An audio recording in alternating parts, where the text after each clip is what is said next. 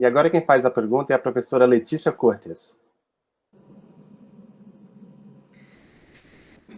Obrigada pela sua presença, Braz. E assim, né, nessa discussão até do bloco anterior, a gente pensar, né, das pequenas empresas, mas também pensando assim, quais seriam os grandes, os maiores desafios aí para essa construção da percepção de marca, né, de forma mais duradoura, que a gente poderia entender atualmente? Você diz para uma empresa grande ou de uma forma geral? De uma forma geral, uma empresa, assim, pensando os desafios para essa construção de percepção de marca.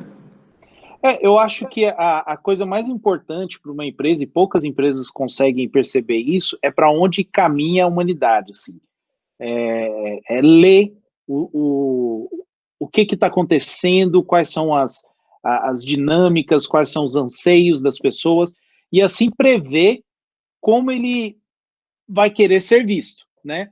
O que acontece, de uma forma geral, assim, em todas as empresas, é que, por exemplo, até 2 anos atrás, até hoje, falar a verdade, toda empresa quer ser percebida como uma empresa super humana, super acessível, etc, etc, etc. Mas isso acabou por nivelar todas as empresas com o mesmo discurso, né?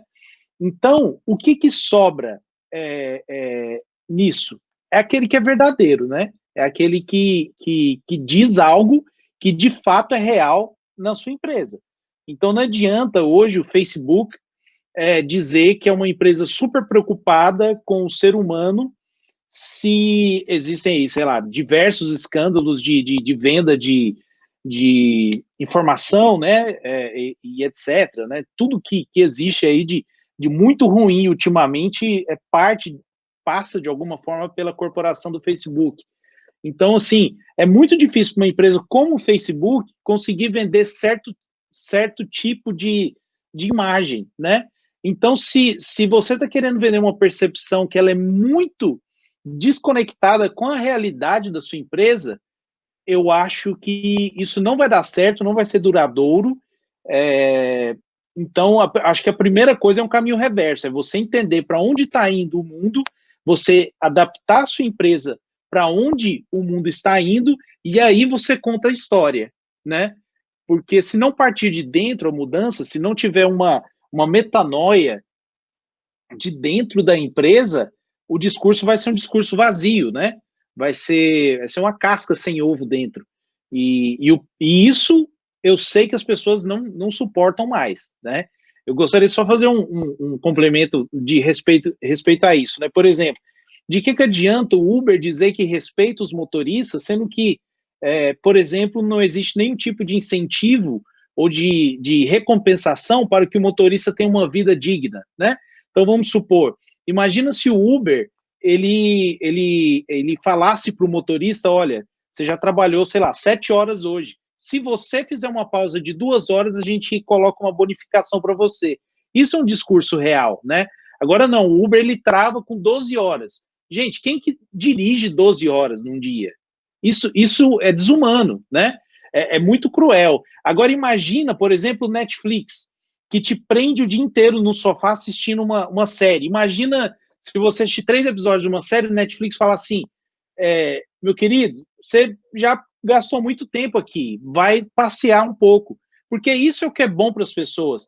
Mas isso revelaria que, de fato, a empresa está preocupada com o bem-estar das pessoas e não apenas com lucro ou sabe, escravizar a pessoa de alguma forma. Bom, acho que minha pergunta vai um pouquinho para outro rumo, assim, Braz. Quando a gente fala de grandes empresas, a gente fala em 2 contextos de atuação, né? A gente está falando de um contexto global, você tem normalmente uma construção de marcas que se dá no âmbito global, mas você também precisa realizar muitas vezes ações pontuais que são direcionadas para situações específicas, né? Tem diferença nisso aí, assim, trabalhar global com trabalhar local, ou faz tudo parte do mesmo pacote de gestão de percepção de marca, de de entendimento de marca, ou são coisas complementares? Como é que você enxerga essa relação do global com o local para a construção de marcas?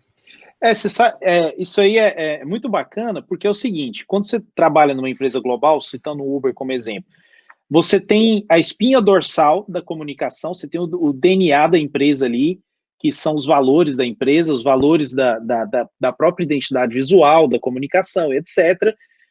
E isso precisa ser agnóstico o suficiente para que você possa localizar o conteúdo de acordo com a cultura. Então, por exemplo, não se pode comparar a cultura norte-americana com a cultura da Índia, certo?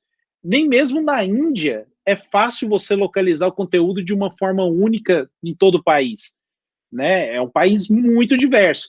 Então, a resposta para isso é basicamente o seguinte: você tem alguns fundamentos, alguns pilares básicos para a identidade que são, ao máximo possível, valores universais, mas tudo aquilo que transcende o que não é universal, você precisa contar com pessoas que entendam de uma forma muito profunda a cultura daquele lugar, para que ele possa, entendendo a cultura e o DNA do Uber, e entendendo a sua própria cultura, fazer e entregar aquilo que se comunique com a cultura deles, né?